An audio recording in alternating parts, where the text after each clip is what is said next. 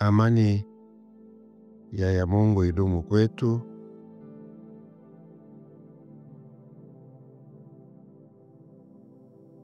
Ndiyo walimu mbalimbali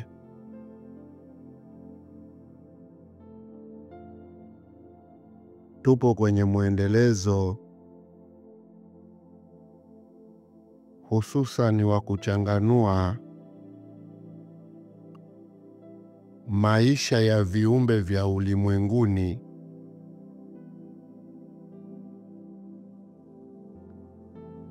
na sababu ya kutoa masomo mengi ya viumbe hivi ni kwa sababu maovu mengi ya dunia hii ndiko yalikojifichia,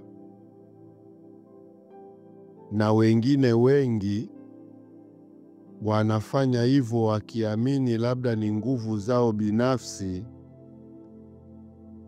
lakini tunataka kutoa masomo haya ili mjue makundi ya majini yaliyepangwa kuja kufanya maigizo ndani ya watu.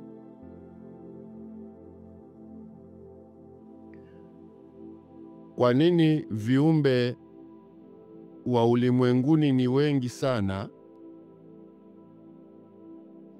lakini kwa nini nawaongelea majini zaidi? Ninazungumzia wale viumbe ambao wamekuja kuleta athari kwenu, kama watu wa bara la Arikasi na hivyo. Hadithi za Monkivu nikikusimulia mtu wa Arikasi, utaona ni hadithi zinapita hewani, hazigusani na wewe, kwa sababu Monkivu ameleta changamoto sehemu nyingine nje na Afrika. Kwa hiyo unapoona na kesha na majini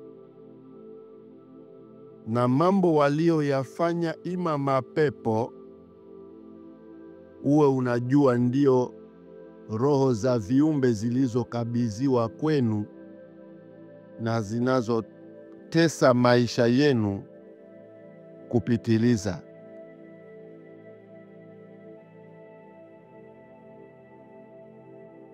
Katika viumbe hawa kuja kufanya kazi zao duniani, walikuja vikundi mbalimbali ambavyo vikundi hivyo kuna stahiki ya kuvijua kwanza, ili mkiona watu wanakuwa tofauti na utu, muwe mnajua sababu zake pia.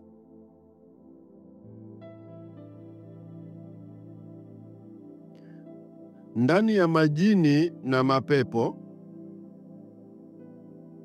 kwa maana hizo roho za kijini na roho za mapepo ima fruti minier, kwa tafsiri ya aliens, hawa wako makundi mbalimbali na yaliyekuja kufanya misheni mbalimbali kwa tafsiri moja ya kuhakikisha tu watu wanavurugikiwa.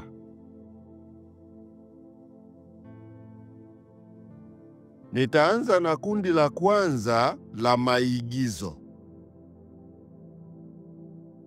Mkiona duniani watu wanaigiza,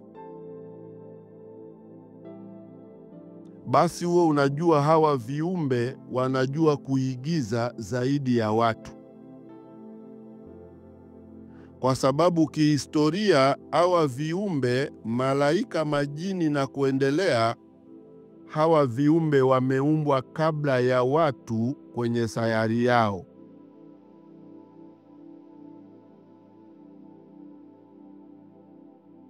kwa vinasaba vya viumbe. Tukichukua vinasaba, wanani walitangulia kuishi kabla ya wengine? Majini walitangulia kuishi kabla ya watu. Pamoja, viumbe hawa wameumbwa sayari tofauti. Rekodi ya kuumbwa kwa majini na malaika ni rekodi ya zamani mno, kabla watu hawajawa.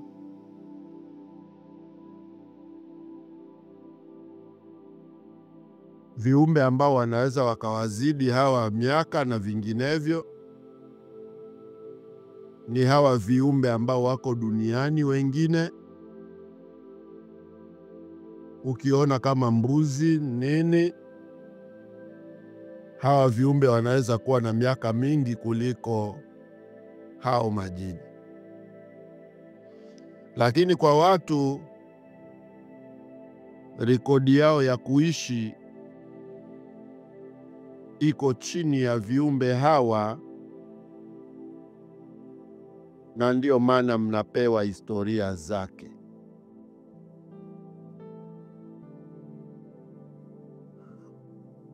Majini, vikundi vya kuigiza, walivitengeneza kwa ajili ya kuhakikisha watu wanapumbaa kupitia maigizo waloyapanga. Roho za uigizaji za kwanza za majini ima za mapepo, roho hizo zilikuja kusimama kwa watu walojifanya kuwa ni wakemeaji ndani ya maadili ya viumbe hao hao.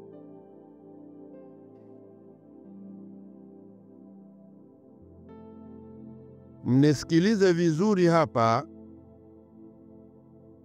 mtaelewa nimesimamia wapi katika kukuelimisheni. Hawa waalimu wanaokemea ima kusomea watu wengine ima kuwaombea watu wengine, huku wakiwa wameshika hatua za kimataifa, na hatua za kimataifa ni mtego wa kilimwengu, basi unapasa kuelewa kwamba hawa walofanywa waalimu hawa uwaga wanavamiwa ima wanashikishwa roho za kusimamia waalimu hao kwa lengo la kuigiza.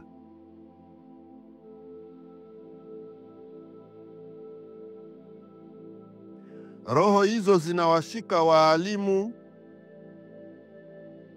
alafu zinakuja roho zingine zinawashika watu wasiyekuwa waalimu.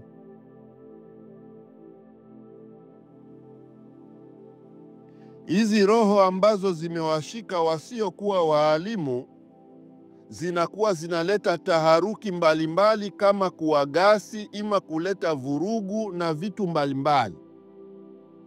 Lengo ni nyinyi muwachukue hawa wanaofanya vurugu muwapeleke kwa waalimu.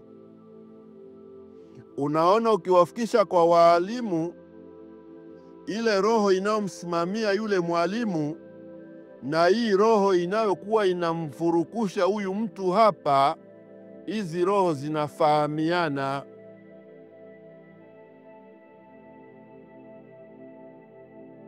Hizi roho za aina mbili ambazo ziko kwenye maadili ya aina moja, hizi roho zinakuwa zinafahamiana. Nyie wote mnakuwa hamzioni. Mwalimu anakuwa haioni roho iliyoko kwake, na muombewa aloenda kuombewa na yeye anakuwa haioni roho iliyoko kwake. lakini roho zile zenyewe kwa zenyewe zinaonana.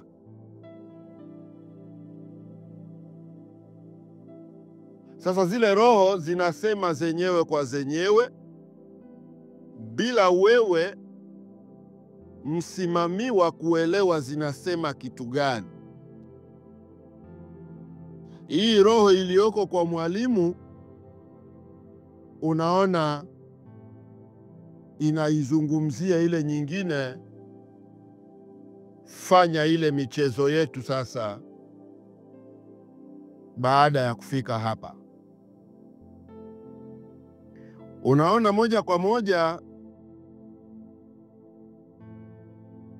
huyu asiokuwa mwalimu, vurugu zinakuwa nyingi,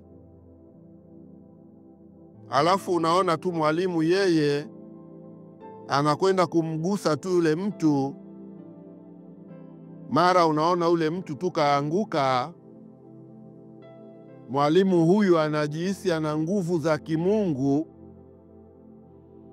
kumbe kwanza wasikilize maigizo haya. Ile roho ya kijini ima ya pepo fulani iliyoko kwa huyu mwalimu ambaye anajionaga ana nguvu fulani, inakuwa tayari ina uwiano. Mnisikilize vizuri, ina uwiano na hizi roho zinazowashika watu mtaani, na lengo la wao kufanya hivyo hao viumbe ni ili watu wa kawaida waendelee kujenga imani na hawa waalimu kwa kuwahisi kwamba wao wanatumiwa na Mungu katika kukemea vitu fulani, ili wao hawa viumbe waweke hazina yao ya uaminifu kwa watu watakaokimbilia kwa watu hao.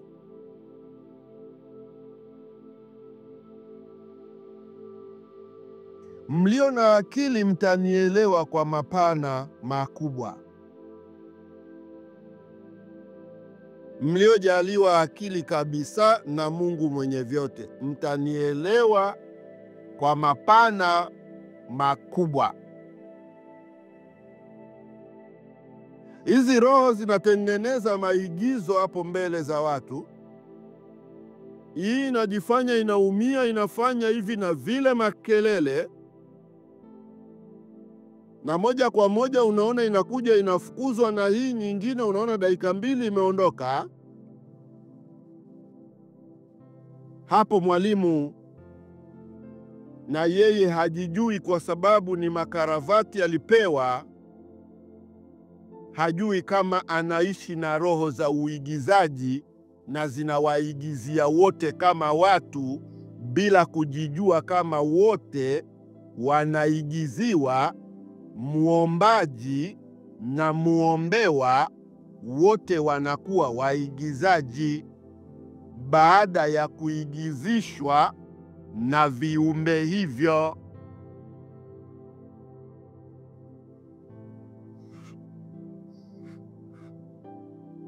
Najua waalimu hapa mnaelewa kwa uchanganuzi mpana. Kwa hiyo utaona hapo sasa, kemea, soma maombi fulani, fanya vitu fulani. Unaona kama wale wengine wanajifanya kuumia na mambo hayo, lakini misheni ni ile ile.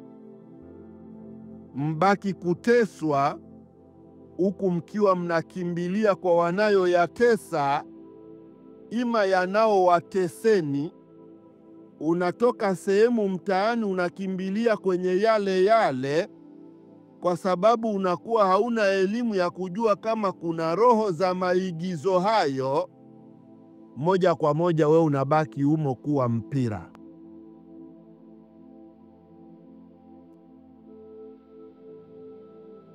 Kwa hiyo utaona leo hapa umeombewa,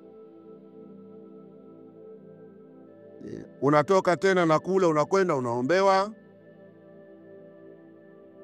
Wingi wa waalimu walioko katika kuomba, wangekuwa wanaomba na mambo hayo yanatoka na makemeo hayo yanakwisha ndani ya miaka 5 kutokana na walioombewa, msingeonaga mtu yoyote ana mambo hayo,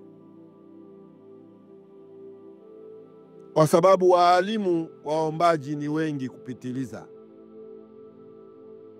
na wazukiwa wa hayo mambo ni wengi na wao kupitiliza. Na wazukiwa wa vitu hivyo huwa wanaenda kwenye nyumba hizo kwa lengo la kuombewa.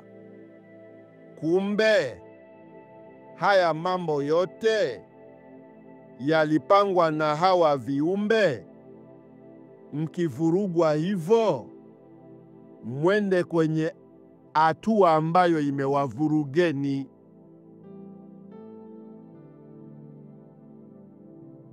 Kwa hiyo unakuwa unaenda kwenye hatua ambayo imewavurugeni nyie hao hao. Wewe unajifanya unakemea habari za majini na vitu fulani bila kujua vitabu ulivyoshika moja kwa moja viliundwa kwenye mihimili ya viumbe hao, na ni mbinu ilifanywa na wao kwa lengo mtu asitokeaji kujua nini kinamvuruga. Kundi hili la waigizaji na roho igizaji limeathiri bara lote la Arikas. Kwa nini hamvioni sana vitu hivi kufanywa Ulaya? Hivi vitu hivi kwa nini hamvioni sana kufanywa kule Ulaya kupitiliza? Kwa nini hamuoni hivyo? Kwa sababu kule ni mwanzo wa mission. Kwa nini hamvioni Waarabuni, Ghuba ya Wajemi na kwingineko kwamba ndo viko halaiki hivyo mambo ya kuombeana kuanguka? Kwa sababu sehemu hizo ndiko zilikoandaliwa na zilizoandaliwa mambo hayo. Na kwa kuwa yaliandaliwa huko, sasa huko yanabaki kimya kimya, alafu huku yanakuja kwa wale ambao ni watumwa. Kwa hiyo watumwa ambao ni wa Afrika, hizi roho zikajaa kwa wingi ndani ya nyumba tofauti hizo za kilimwengu.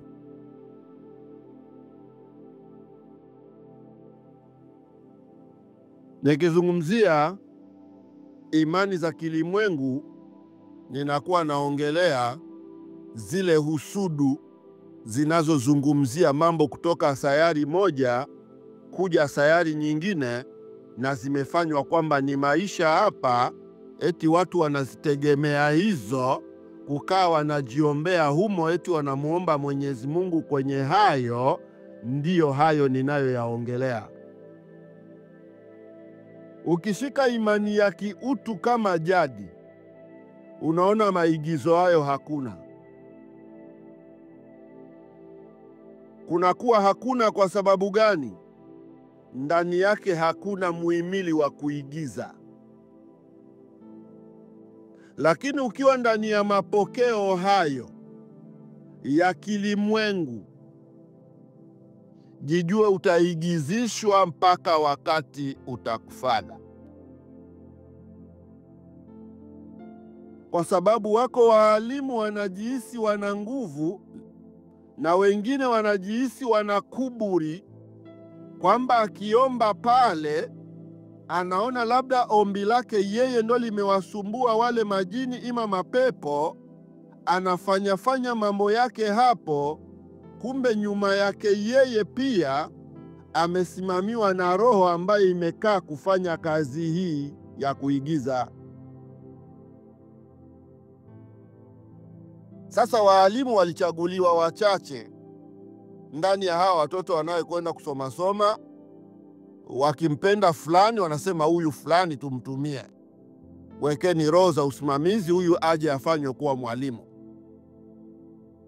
Waigizaji na wenyewe wanaendelea kuzunguka humu kwa watu kawaida, na wengine wanaingia kwa wachawi tu humu kawaida. Mara umekutana na chungu barabarani kimevunjwa, umezoa jini hapo, umekwenda huko. Mara umepita hivi na vile. Wakati mnayazoa haya, lazima mkimbilie kule. Sasa wakati mnakimbilia kule, kumbe hawa roho waigizaji, lengo lake ni kuwakamateni, kuwarudisheni kwenye zile nyumba, mtokee kujenga imani nazo, mtokee kuziona zinaponya, mtokee kuziona ni kimbilio kwa sura ya nje. Kwa sura ya ndani wanakuwa hawafanyi kazi hiyo. Kwa sura ya ndani wanafanya kazi ya kuigiza. Kwa hiyo makundi haya ya kuigiza kwenye hivi viumbe yalipangwa makundi makubwa ya kufanya mambo mbalimbali hayo.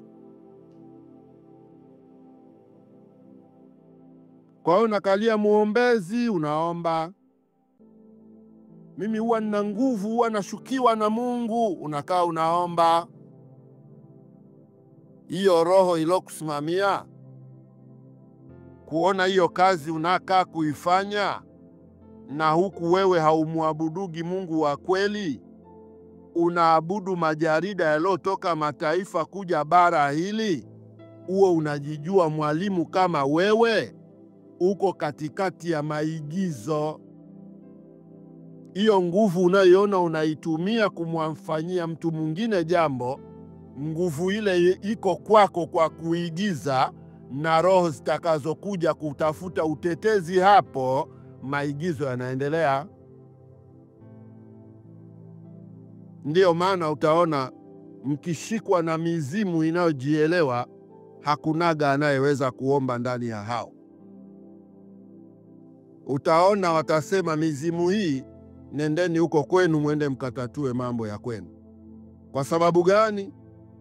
Mizimu ile ya kujielewa iliyokuwa inajua utu, ikikukamata wewe umekwenda kinyume na utaratibu, alafu eti ukaombewe kwenye haya maigizo, we utasota kupitiliza.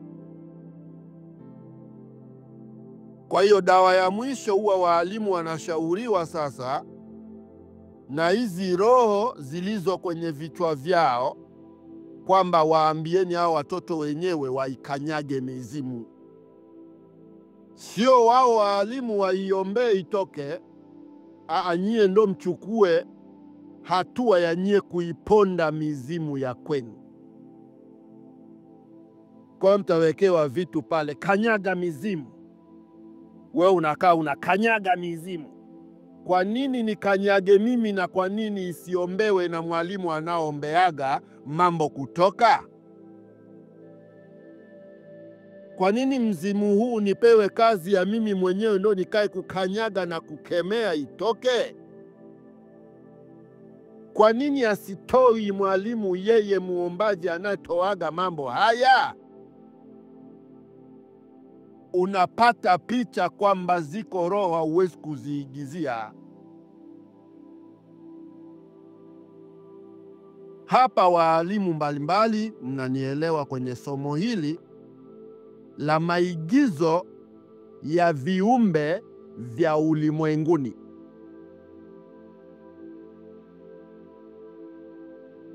Mamia, maelfu tunawapokea hapa, mizimu imewakamata, na bila kuletwa hapa kwenye jadi utasikiaga huyu alikufaga, fanyaga mambo haya na yale. Kwa sababu gani?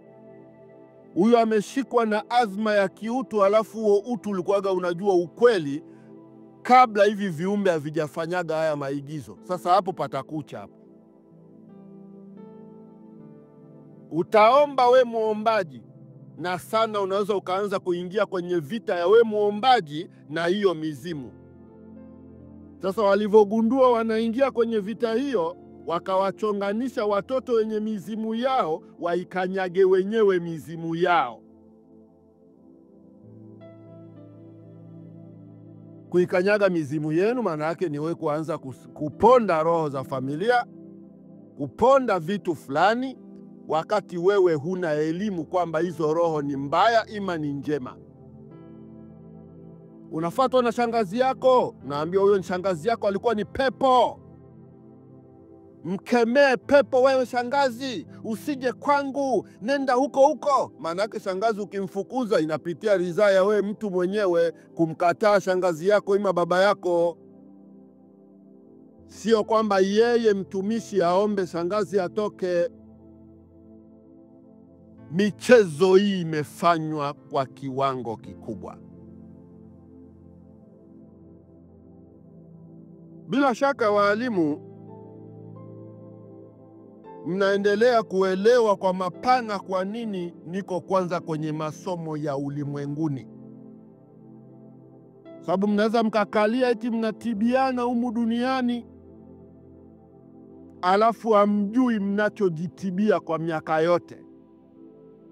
Mkisikia bara hili liliwekwa kwenye mgono mgumu, kitanzi kikubwa, mwe mnajua kitanzi ninachokisema ndo hiki.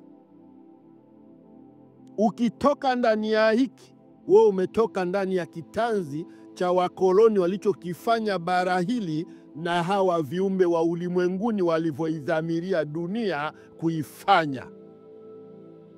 Usipotoka kwenye hili, wewe utabakiji hivyo, eti kuna muombaji toka kwenye mawingu akaja, kuna muombaji pale sijui anapaka mafuta yake, we uko mbio, kuna muombaji amempaka mtu unga wapi, umekimbia.